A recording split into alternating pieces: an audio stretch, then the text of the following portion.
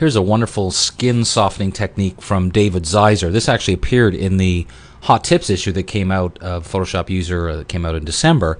But it's one of these techniques where if you're like me, when you look at the Hot Tips issue, you tend to read each tip and kind of decide, well, that sounds like an interesting one or not. But here's one you have to actually really try it to see it in action. It's a pretty cool idea, because what I used to do, and what I still do for some sharpening effects, is to duplicate the background layer, apply some kind of a blur like a surface blur, and then use a mask. But here's a technique David suggests. It's actually very interesting.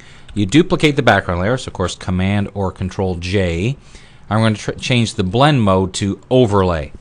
Really, we do that so in the next step when we do our filter, we can kind of see the effect.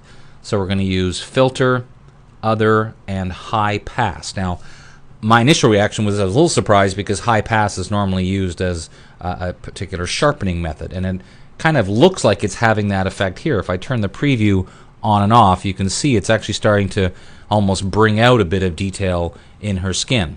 But that's okay. So remember, we're in overlay mode, so even though it looks like the high pass filter normally introduces gray, because we're in overlay mode, the gray is automatically removed. So we click OK, and all we do is just invert that layer, Command or Control I, so it becomes the opposite. You see how it looks really blurry? Then we just dial down the opacity to a number, and you can see that at the right place, like look right there, that looks pretty good.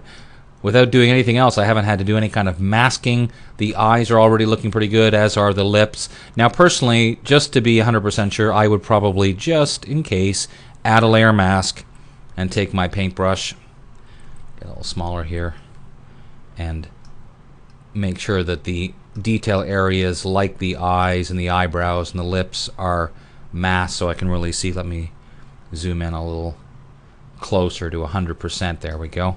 Now let's look at the difference. Here's before, here's now. I really like this effect. I think it's very cool, and the nice part is that it happens very, very quickly. Not a lot of steps to it. It just does a really good job. So, hey, check it out. I think you'll find it's a great way to do skin softening without losing detail in areas like the eyes.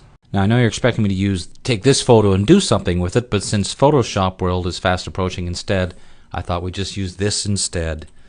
Someone with a nice little drawing on their Photoshop World evaluation form from last time.